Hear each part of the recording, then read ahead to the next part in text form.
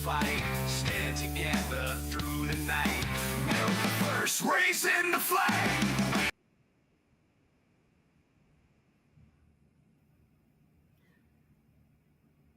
Hello, everyone, and welcome back to the Jersey Shore podcast. That's S-U-R-E because we are always sure.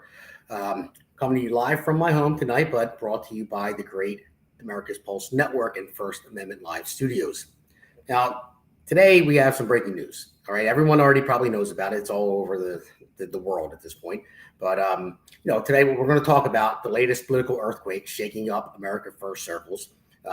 Basically, the public fallout between two of the most powerful figures in modern American history. And that's President Donald J. Trump and billionaire innovator Elon Musk. So number one, I hope everyone enjoyed the radio show. I always air that before. It's a separate link that was on earlier. And now I'm just coming to wrap up the end of the week. So I named this episode Broken Arrow. And for those of you that don't know what a broken arrow means, military term, I'll show you this clip. Broken arrow! I'll say again! Broken arrow! Broken arrow! Confirmed, broken arrow. Broken arrow? That means that an American has been overrun, causing every combat aircraft for support. My God, there's no hiding it now.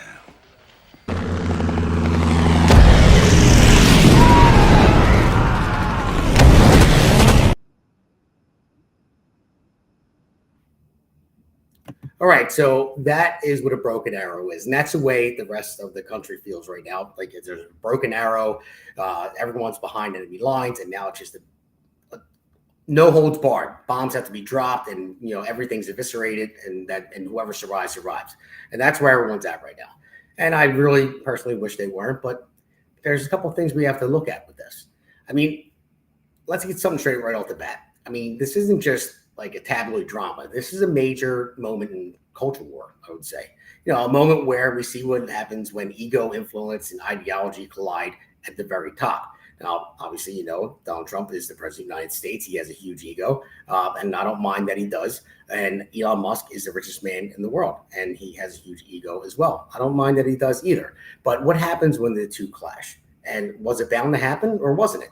I mean, a lot of people are waiting for it. I know the left and Democrats, they were waiting to drive a wedge between Musk and Trump.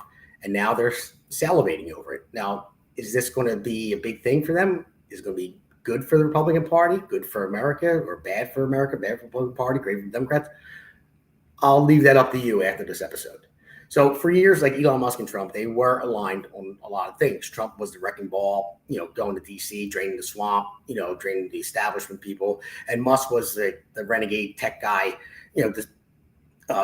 disrupting like the corrupt systems of big government and big media.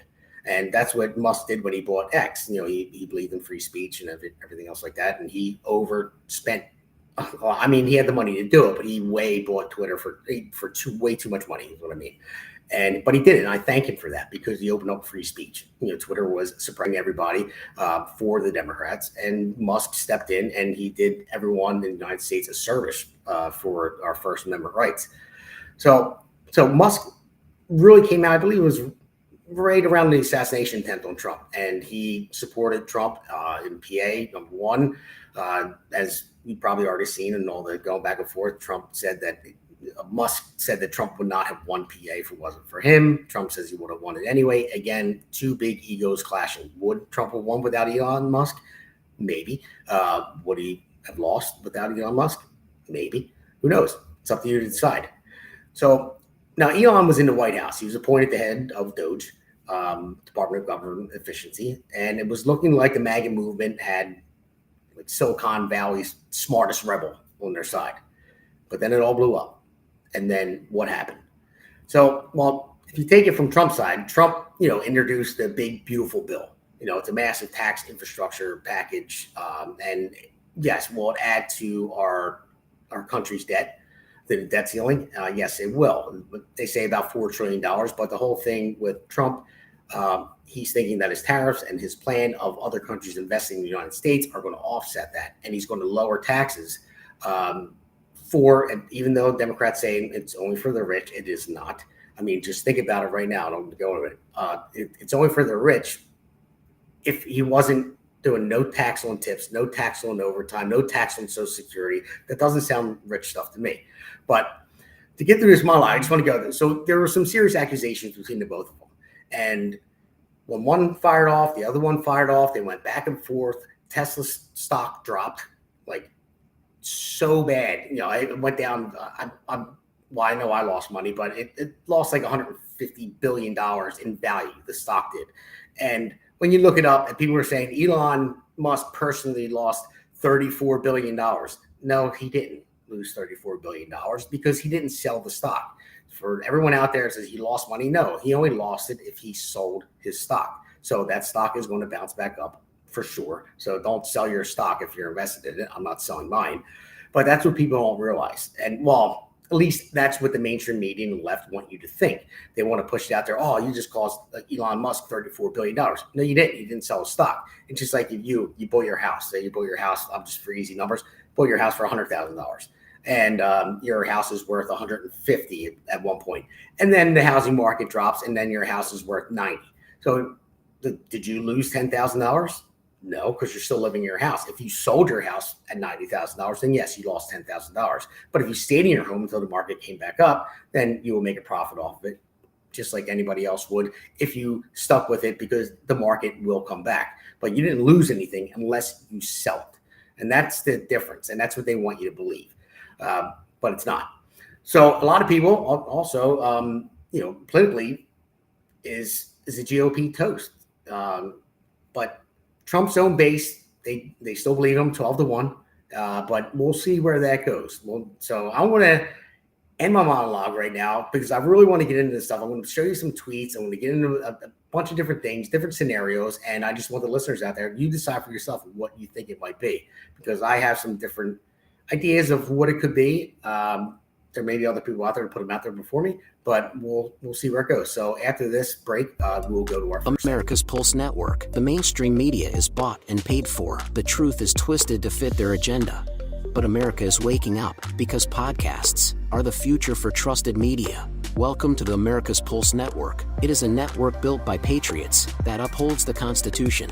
The America's Pulse Network stands for God, truth, and the America First movement. There is no corporate propaganda, no government spin, just real news, real talk, and real voices fighting for faith, freedom, and the future of this great nation with common sense. Here are some of America's Pulse Network podcasts. Alexandra Levine Live, hosted by Alexandra Levine. Jersey Shore Podcast, hosted by Damon Galdo.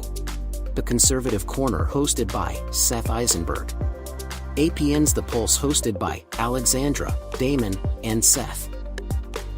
So tune into America's Pulse Network on the following social media platforms: X/Twitter, Rumble, Truth Social, Facebook, and YouTube. Join the revolution. Because the pulse of America beats for God and country. America's Pulse Network is for faith, family, freedom, and truth.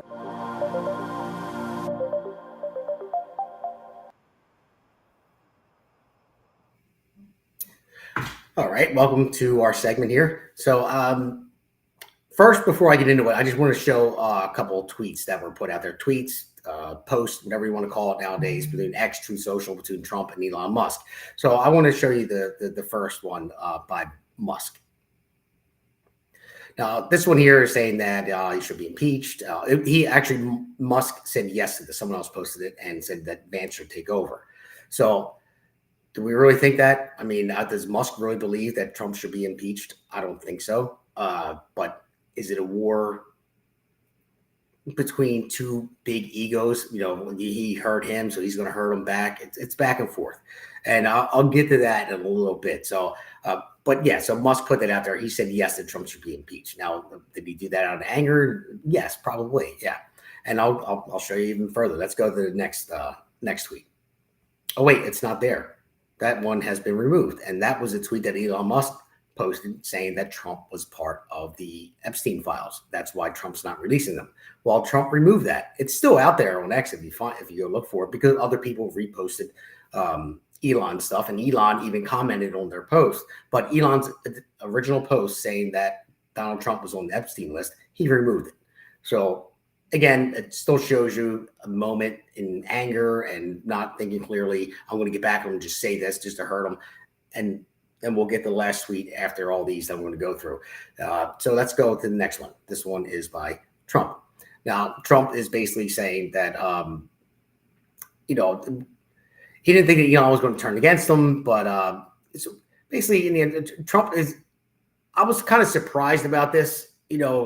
Trump could have really came back really, really hard. I mean, he did in some ways, saying that Elon was mad because he canceled the EV mandates and all that stuff, and Elon's coming back again. Again, this is like childish. It's two adult children, which every man can understand sometimes, because I get like that as well. I'll be honest.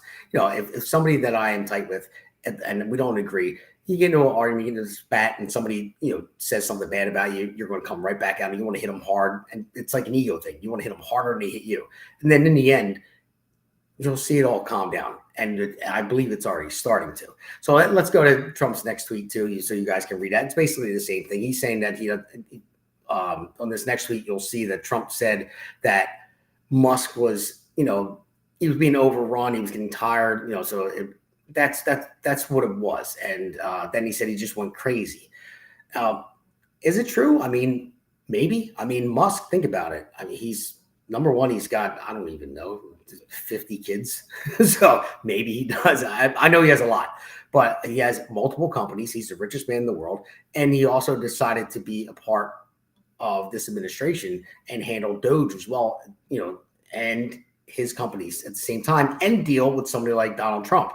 That's a hard thing to take on. I mean, that's a lot to put on somebody. Everyone says that he wasn't sleeping. Musk had a black eye the one time. What happened? He got accused of using drugs. I doubt that. But you never know. But either way, my point being, I'm going to go, let's go into this last tweet, and I'll go into all of it. This last tweet here. So this is Trump. Now, Epstein's own lawyer, just cleared Trump's name. So that's what it is. Epstein's lawyer set the record straight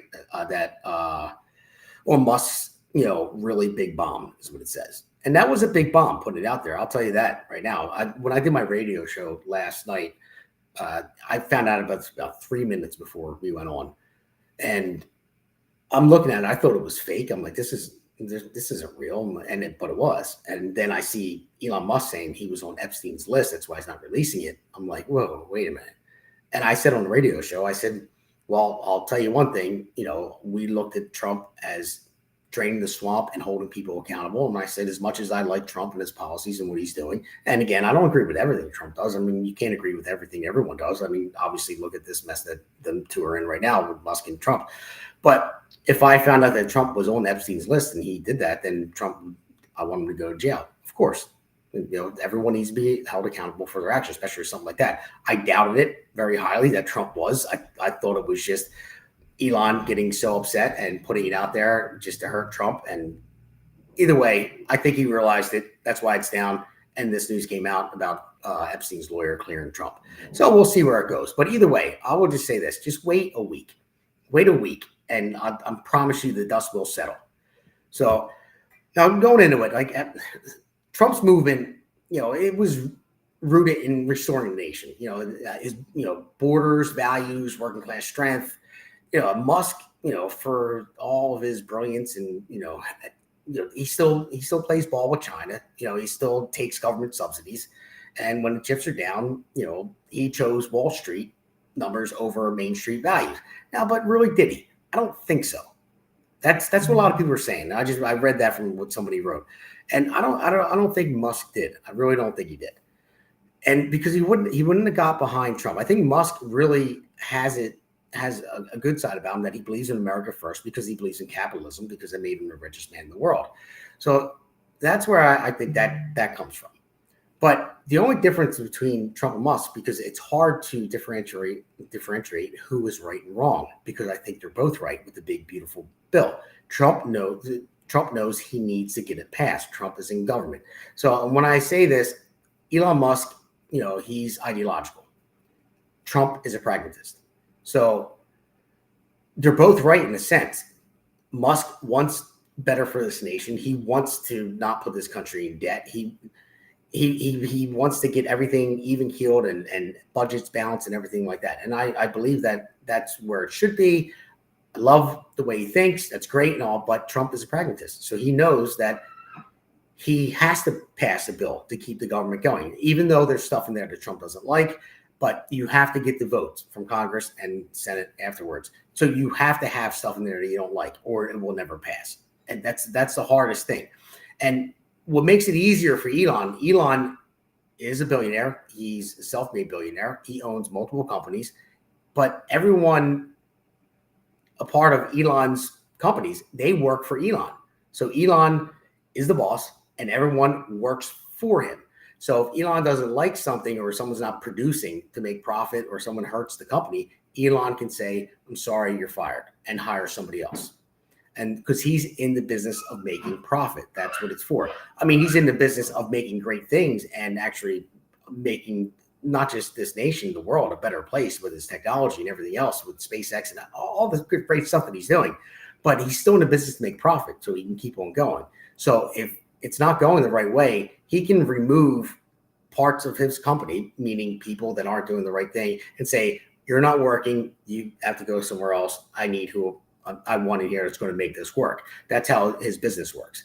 Now, when it comes down to government, when it comes down to Donald Trump or any other president or anybody elected, any other elected official, they're elected by the people. So the government works for the people. At least that's the way it's supposed to be. But still, in the end, that is the way it's designed. That's the way it works. So the government officials work. The government is not in the business to make profit. They don't have money. And I tell people that all the time. When everyone's like, oh, I'm getting a stimulus check, the government money. Well, you're really not getting government money. The government does not have money. They have our money, our taxpayer dollars. And so they don't make a profit. They don't sell a product or anything like that. It's just, we go to work, we pay our taxes. The government collects their debt. They use it to pay for everything, all the, our entitlement programs. They pay for things that we don't agree upon. They pay all their salaries to be there. But the thing is, we can vote them out because they do work for us. They're not in the business to make profit. So Trump can't turn that away. Trump can't say, okay, well, I'm going to just slash all this. And he cannot do it. He's a pragmatist and he knows what reality is. So in order to keep the government going, keeping things move forward, he has to pass this bill. Now, the bill has a lot of good things in it, and it has some other stuff in it that's bad too. Now, will this feud between the two of them have Democrats look at it and say, oh, we're going to be on Musk's side and we got to cut from the bill? And then maybe it will happen. Maybe the bill will get cut and some Democrats will vote for it because they're going to cut certain things out. Who knows? Because they think they have Musk on their side. But I know that the Democrats are salivating right now. They really are. But I don't really think it's that big of a deal. I really don't. I mean, it's not. Because at the end of the day, Trump is a fighter for this country, for the forgotten men and women who built it, and for the kids. We're trying to save them from a godless, lawless future. And Elon, he's a genius, and geniuses do need to pick a side. But even if Elon picks his own side and does what he's been doing for years, he's going to be fine too. So I don't think there's anything that you have to worry about. And to be honest with you, I truly believe that this will be a good thing for the Republican Party. This will be a good thing for the nation, and it could be a good thing for Musk as well. So let's look at the other side of the coin, because this feud between Musk and Trump, while it's dramatic on the surface, like I said, it could be good. It could be good. So hear me out. So sometimes conflict, it clarifies, and right now, basically this shakeup is forcing the conservative movement, the America First movement, to define who they are, what they stand for, and who's really in it for the long haul.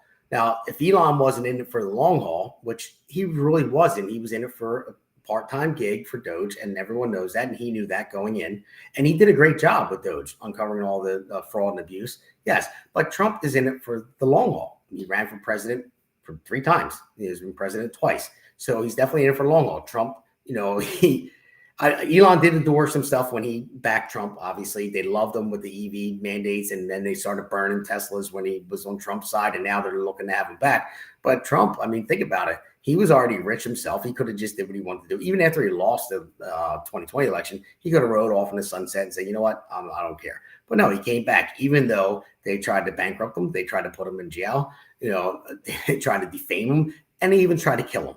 and Trump just kept on coming. So Trump is in it for the long haul, and Elon is in it for the long haul for his company, but not really in the political world. But they can still get along, and you'll see they will eventually. So, but if you think about it, for far too long, the GOP has had too many leeches. And I will say this about Steve Bannon. I like Steve Bannon, like stuff that he says. I listen to some of his podcasts. I like how he is. He's edgy. I like how he's direct and what he says. But he reminds me of one of the leeches. He's already, I don't know if anybody heard it, if you listened to his last podcast, he was talking about deporting Elon Musk. Now Bannon is out of Trump's circle pretty much. He still talks good about Trump and everything else, but he's out of the circle. And Trump even trashed him when back in when I forget what year it was, 2018, whatever year it was when Trump was president the first time, when he trashed Bannon. But Bannon's been waiting a long time to get back in the circle. And not just him, I'm talking about everybody else as well. So they see Musk getting pushed out, and they're all like, oh, salivating to get back in with Trump. So that's the only concern I have is having too many leeches coming in that are going to pose a threat. So, basically what it's going to do, it's going to light a fire under the Republican Party to sharpen its identity and finally stop chasing approval from billionaire technocrats, who are only half in. And that's what Elon was. He was half in, but it was known he was half in. I'm not dissing Elon Musk, saying, oh, you're only half in. He was only half in. He said it. Trump said it. And that's what he was there for a role. And then whatever happened in between, testosterone, egos fly, and they're going back at each other. But again, I wouldn't worry about it because I believe this is going to strengthen the Republican Party. It's going to strengthen the United States, and it may even strengthen Elon and his companies as well. So, like I said, it might be the best thing for Musk as well. So Musk has a choice. He can stop playing politics and in the shadows and start being clear about what he really believes. Now, if he really truly cares about free speech and innovation and breaking government overspending and bloat, and fighting cancel culture, then great for me, great for everybody. Get specific, get serious, stand on principle, not profit. Now, he can do that, but still make the profit. So that's where you have to separate it. Again, he's in the business to make profit. Trump is not with the government anyway. I'll put it that way. So this split lets Musk be Musk and independent, anti-establishment, and outside the system. That's really his brand. That's when he's strongest. And if he stops trying to play the political insider and goes back to disrupting corrupt systems, that's when he brings real value to the fight, because that's what he did before. So him buying Twitter and turning it into X is amazing. It's great. So I'm glad that he did that. But now he's back in his lane and Trump is back in his lane. So for America, this could be the best reset that we need. I mean, for too long, the line between politics and business has been blurred. We've had corporations in bed with government, tech in bed with Washington, and billionaires calling the shots behind closed doors. I mean, that's not the America our founders envisioned. It really wasn't. That's not what it was. They didn't have lobbyists back then for elections. It was just someone went out on a bully pulpit and news spread by notes and horseback. There was no big tech firms out there funneling tons of money into campaigns. So that's why it could be good for America in the long run. This is a public clash that puts it all on the table. I mean, there's no more hiding. I mean, no backroom deals. Now, like voters, they know exactly where everyone stands. There's no more like illusions or fantasies, fantasy alliances, whatever it might be. Now, even if you want to call Trump and Musk a bromance, I know it looked good in the beginning, and it did. And I think it still will be. I think this is all going to blow away. I'm telling you. But this could push the GOP to double down on working class populism. It really can. I mean, this is what wins elections in Ohio, PA, Arizona, and right here in New Jersey. Actually, this is the type of stuff that wins elections. Where they're actually more effective anyway. I mean, and just maybe, this clears the runway for new leadership, like young, authentic, fearless leaders. There's a lot of people out there. I'm not going to name names now. Well, my buddy Pete Sykes, he's running for assembly. So Pete, I'm throwing you out there. You're the man. So hopefully you get it done. But he's a young guy and he's awesome. So Pete, I'm putting you out there again. I'm waiting for that psych report to come out, buddy. Still going to keep on you about that. But yeah, my point is, if it gets more people to step up Yes, it is. It's going to get more people to step up. But everyone out there, I just want to say for the last time, well, I'm not going to say the last time, I'll say it probably one more time. This is not a bad thing because it'll even out in the end. And a lot of people are saying this could be like a social experiment. It could be doing this for show just to get the Democrats on the side of the big, beautiful bill or whatever it might be. Or now, as great as that would be, I would love it. I really would if Trump and Musk got together and basically said, and faked this whole entire thing. And the media is all over it. They can't stop talking about it, especially the mainstream media that I hate so much. And you all know that how much I hate mainstream media because they're just full of lies and deceit. But if they just did this to trick the mainstream media into just going crazy over it for their ratings and just talk about, oh, look at Trump, it's his downfall. Musk, his best allies, turning against him. He's saying he's on the Epstein file. I mean, the AOC and all them, they're all salivating right now. If they came back and they passed this bill, and even with the Epstein files, now you have Democrats calling for, the Epstein files to be released. Maybe it was part of that if this was a joke. Now you have Democrats say, we want to know what's in the Epstein files. They weren't calling for it before because they didn't care because it involved mostly Democrats. But now that Elon threw it out there saying, oh, Trump was on the list. Now Democrats are, oh, we want to see the list. Now, it's not what it is. Even though that will be awesome and great, to fool the media and say, hey, guess what? We fooled you and we had you lie to the American people. Unwillingly lie to them, not knowing lie to them because we pulled this prank on you and we got our bill passed. Well, that's what you deserve for willingly lying to the American people for all these years over President Biden, and him being a dead president and everything else that they covered up. So, yeah, would that be great? But it's not what it is. But it really would be awesome if it was, but it's not. So it will all be good in the end because there's going to be bold reformers that are going to come out here, and it's going to make the left look bad even more because eventually they're going to show themselves as the bottom feeding river rats that they are, because they'll leech onto anything possible to either hurt the Republican Party, hurt this administration, hurt Trump, or I would even say hurt this country because they can give a damn about this country with their policies.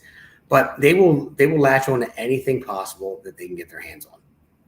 So yeah, are the headlines messy? Are the tweets brutal? Yeah, they are. But they're men. Think about it. They're men.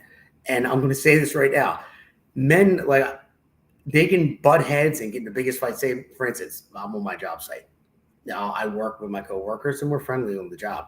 There are times where I don't like the way they're working. I run the project. It's my job, and I have subcontractors, and I deal with all the foremen and stuff like that. But we get along, and I listen to them, they listen to me. We build a project together.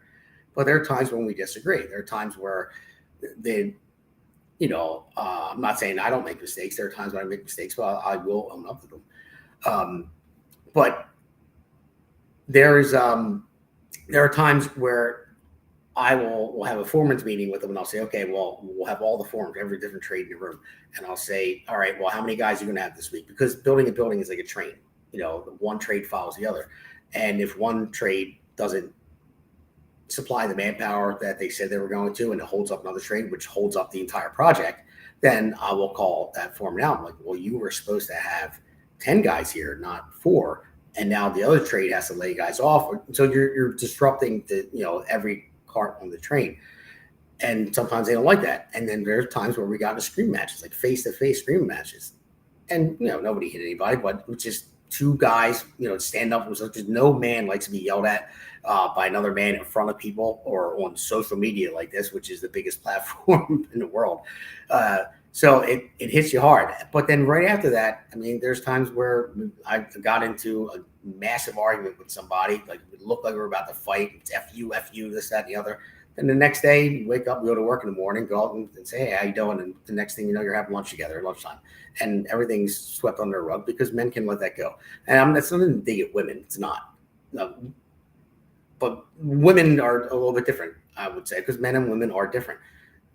In my experience, anyway, with my wife, with my sisters, with other women that I know, when they get in an argument with another woman, they tend to hold on to it for a little longer because it's in their nature. They're built that way. They're more nourishing. And I'm not, when I say softer, I don't mean it in a weakness way. I mean just like that's the way they're made. They're softer because they're more nurturing. They're there to take care of things. And I'll tell you that my wife takes care of me, and I'm the provider. I'm the man. So there is a difference. So for all the feminists out there think I'm downgrading women, I'm not. It's just the way that we're made. It's in our DNA. But men can do that more easily. Men can just let it go. I'm like, yeah, because we're simple, and it's not exactly a compliment for men, but we're just simple creatures. We can get over stuff easily. It's like, football game. Yeah, guys, forget about everything, and that's it. We can go and, like I said, but I'll fight with one of the foremen to work. It could be a knockdown, drag out argument, face to face, spit flying. Everyone on the job site thinks you're about to get into a fight. You go home, and then next day you come on, how about the Eagles, man? And they go, yeah, you see that touchdown last night? Boom, it's gone. It's dismissed. It's gone. We're fine. And we move on. Now, women aren't built that way. Women tend to hold a grudge, and I don't blame them for it. That's why they have that saying, hell hath no fury like a woman scorned. But that's just the way we're made. But in the end, I'm telling you, this is not going to be a big deal. I think it's actually a good thing, because if the Republican Party comes out on top of this and it strengthens them, and it already is, everyone that's in Trump's cabinet, it's making them closer together. No one's defecting and saying, I'm going with Elon. It's not happening. And it's not like all the tech people out there are saying, F this administration, it's not happening. It's not going to happen. They're going to calm down. It's going to be over with soon, and we're going to move on.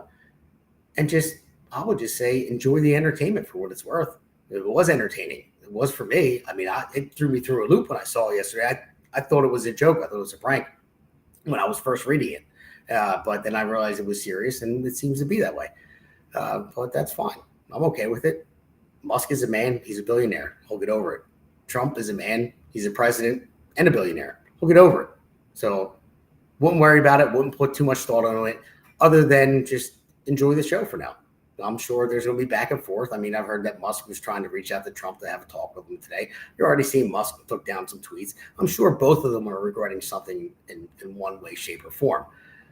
Now, who's going to be the first one to put their hand out? I don't know. Maybe they never do. And if they don't, that's fine. I don't think it's going to be detrimental to either Musk's company or Trump's presidency or to this country at all. I think, if anything, it'll show our resolve as the Republican Party, because that's where we differ from the Democrats. And again, I'd say Democrats as a brand. Not every Democrat is a bad person or a scumbag. They're just people that have been used to being Democrats for so long that that's their line. That's where they're going, and they don't want to listen to anything else, or they were never shown anything else to change their mind. And I used to be a Democrat, as I tell people all the time, because that's all I knew until I opened my eyes and I started realizing, well, Democrats aren't really for the working class anymore. They're not at all. I used to think that Republicans were like the upper echelon of society and they were hoity-toity, but they're really not. Maybe they used to be, but before I was born, but they're not. I mean, I can tell you that right now, that Republicans are more on the side of the working class. They definitely are. Democrats are not. Democrats want to spend your money and give it away to illegal aliens and to people that do not want to work just for votes and just for power. But I think this will strengthen the Republican Party. I think this will strengthen the nation. And I think it'll make Trump stronger. I think it'll make Musk stronger. And I believe wholeheartedly that in the end of this, you will see them two shaking hands on the White House lawn. Now, if I'm wrong, then I'm wrong.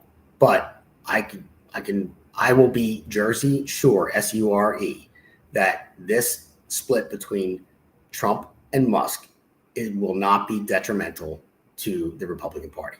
And it will not be detrimental to this country in the end. Maybe some speed bumps going forward, maybe, but it will not be detrimental. So I could be wrong about the handshake in the end, because they do have some pretty big egos, but I'm optimistic that we're definitely going to see that, because that's how real men operate. And all the Democrats out there that are spending $20 million to find out what men really want, sending people to gyms, that's just ridiculous. So save the $20 million, watch this podcast. That's what men are. Men will get over what it is. Well, do they overreact sometimes? Yes, I do. When somebody hurts you or says something about you, or you have a goal you're trying to hit, someone stands in your way. Yeah, does it make you upset? Does it piss you off? And you want to go at them? Yeah, sure. And they might come back at you, but in the end, they'll be level-headed and it'll calm down. Because in the end, what's the point? They can destroy each other all they want. It's not good for them. It's not good for the country. I believe they both love this country, and I think they both love themselves too. But it's so either way, it's not going to be good for either one of them individually. It's not going to be good for this country at all. So with that, I just want to wrap up the week with that, because I know a lot of people are talking about it. It's hot news. It was like a bombshell drop, broken arrow, boom. And then that's why I named the segment Fallout. Here's the fallout from the broken arrow.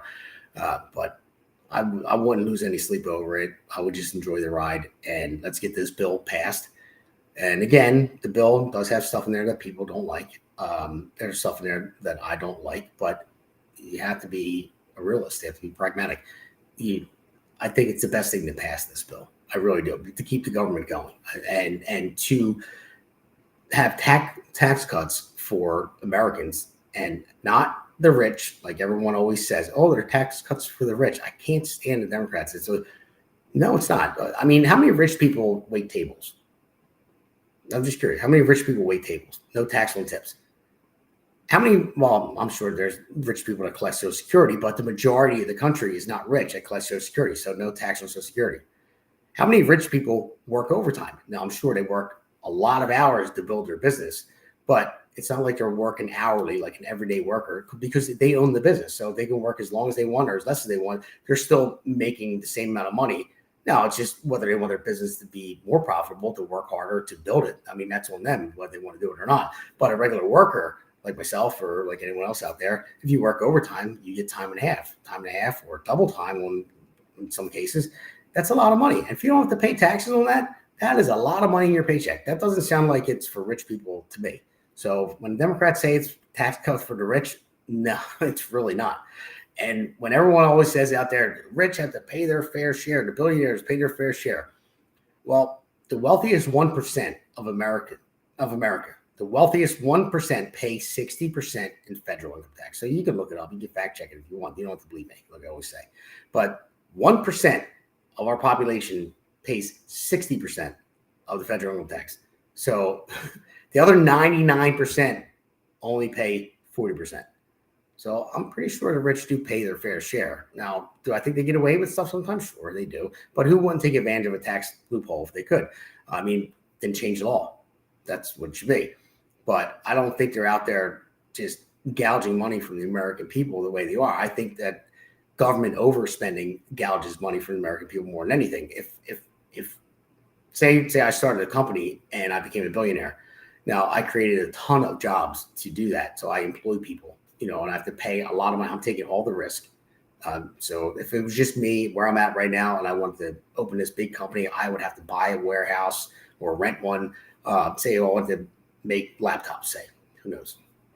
And I would have to buy all the equipment to do that. I had to hire the correct people that know how to build them. I would have to market it. I would have to have a safety coordinator. I have to find how do I pay their benefits? I would need a payroll company. I would need all this stuff to get my business started. And then I would hire these people for that who aren't taking a risk. They're coming to work for me. So I have to make sure that their paycheck is there. Whether I'm making money or not, they have to be paid. So that's my risk that I'm taking. Now, if they're great employees and the business starts up and I start making money, then their paycheck comes in every week, no matter what. And the business I started becomes profitable, and then it grows and expands. I hire more people and expands, hires more people. So there's nothing wrong with somebody being an entrepreneur and starting their own business and becoming rich from it. That's the greatest thing about capitalism. It invites merit, it invites innovation. And that's what it should be. But if they didn't do that, if they didn't go their way, say I took out a loan for $1 million to get this started and it collapsed, then everyone that worked for me, they still got their paychecks while the business was going forward. But my business collapsed, and sorry, I can't employ you anymore. I don't even have a job myself because my business went under.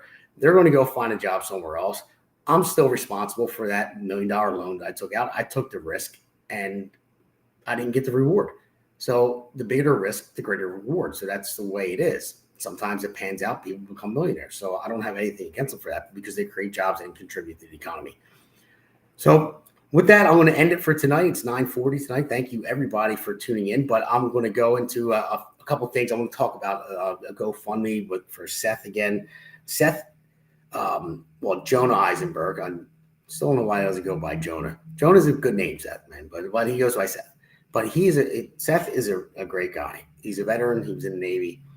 And I love when he's on the podcast because he has no filter. Like, he'll just say what is. He reminds me, and I hope you're watching, Seth. He reminds me of like the older guy that it's like he can say what he wants and get away with it. But like, hey, he's just old.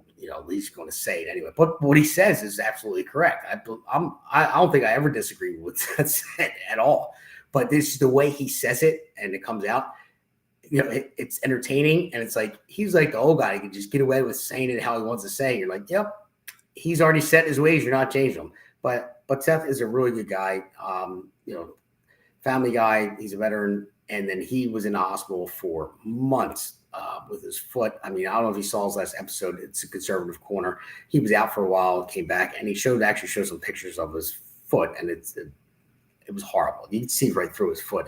He had so many surgeries, out of work for a long time. And the hospital bills have been building up. He's been out of work. He's just getting back to work and then still having some health issues as well at the same time. So they started GoFundMe, and it's up right there on the screen.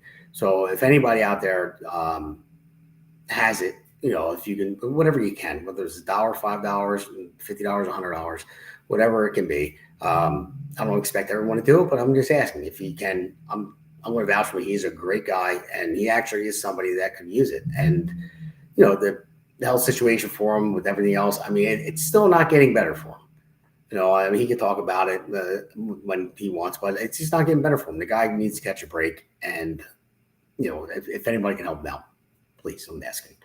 So there's that. And all the other great podcasters that are on America's Pulse Network. You have, obviously, myself, Jersey Shore.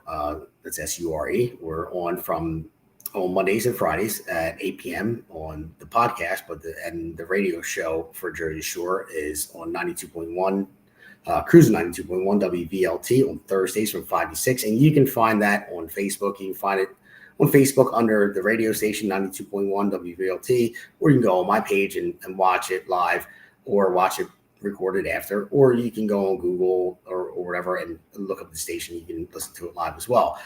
Then there is the great show, The Pulse, that all the other podcasters are part of on Wednesdays at 8 p.m. Now, that one is great. I love it. I have more fun doing that one than this one, honestly. Even when I have guests on. But it's just a bunch of great people with different ways they see things, and we get along great, and it's just a great conversation. And I think the show is awesome, and we're getting a lot of great feedback from it.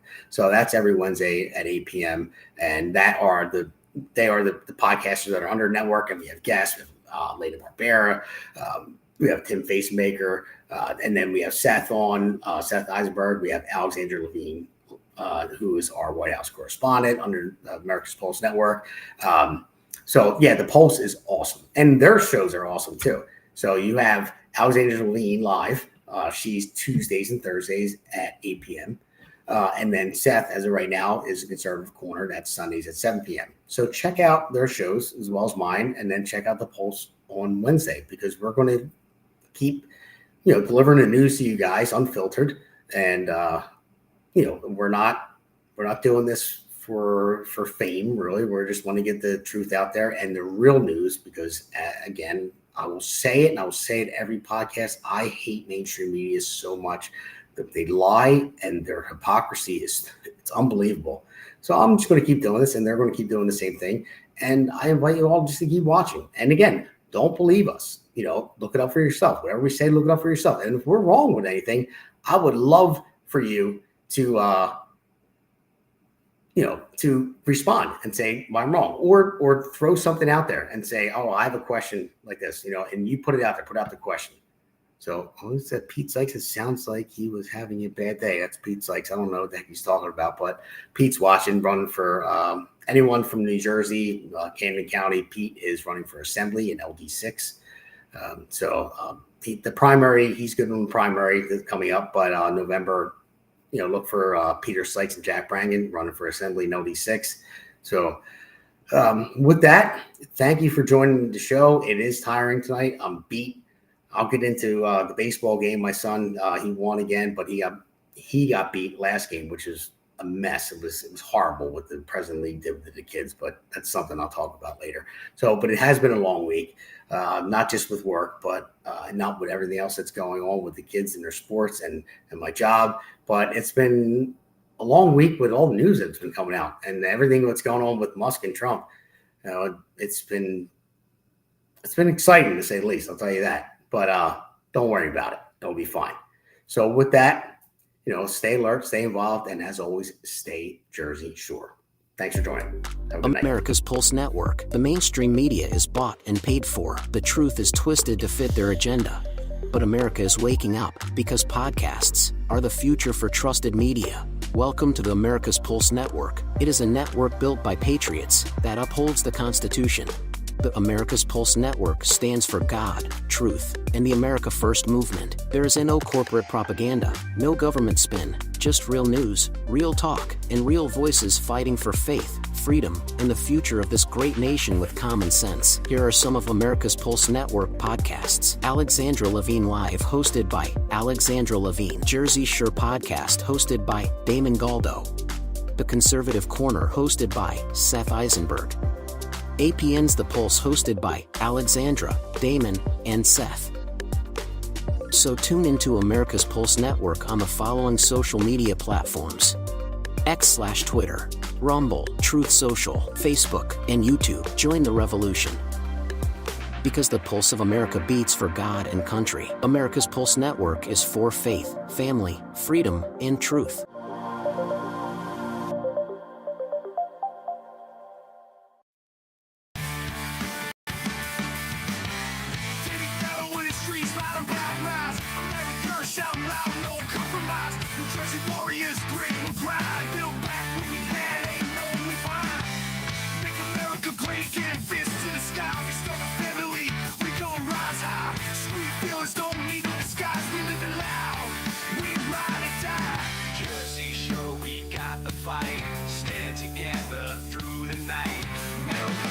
Raising the flag.